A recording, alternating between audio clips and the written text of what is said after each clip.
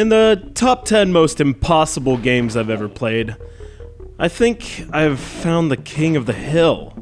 Never mind the lost levels, stand aside Mega Man and back-of-the-line Battletoads, because when you're a hero that wears nothing more than a loincloth, chances are you're going to come across both obstacles and hordes of monsters that will literally eat you alive.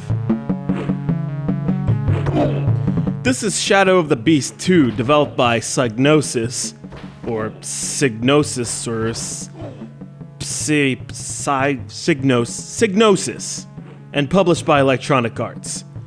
This is a platformer with bizarre grittiness, a Paleolithic tribal musical score, and enemies that you swear you've seen in your nightmares. You are Aarbon, the scantily clad protagonist in search of his sister, from the evil forces of Zelek, a servant of Malatoth, who was the main bad guy in the first Shadow. Fans of the series will maintain that this game is not for the casual gamer, and I'm here to defend that position, because playing through Shadow of the Beast 2 is like running on a floor covered with sharp tacks and no shoes on.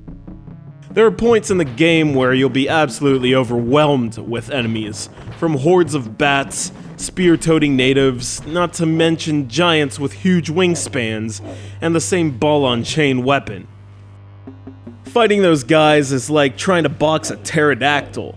There's little escape in these situations besides attacking or running for dear life, at which point your health meter will be drained to half.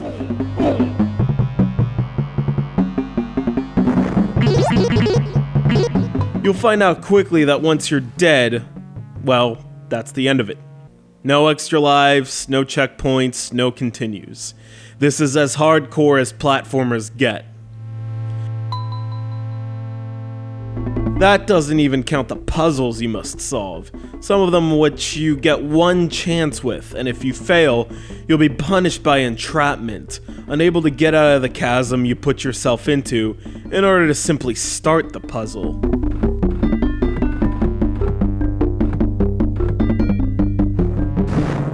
Each time you die, there's a rather emotional freeze frame that will stay on the screen until you press a button, and the soundtrack laid by music master Tim Wright was reportedly taken from a queue in Miami Vice.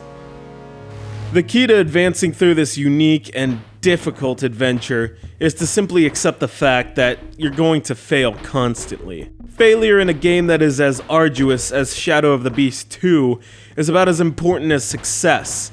And as you continue to build your skill and rhythm, especially in defeating the enemies, you'll breeze through the beginning and anything else that might have stood tall before.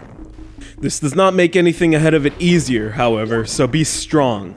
Give the guy a break, all he's wearing is a loincloth in his pride.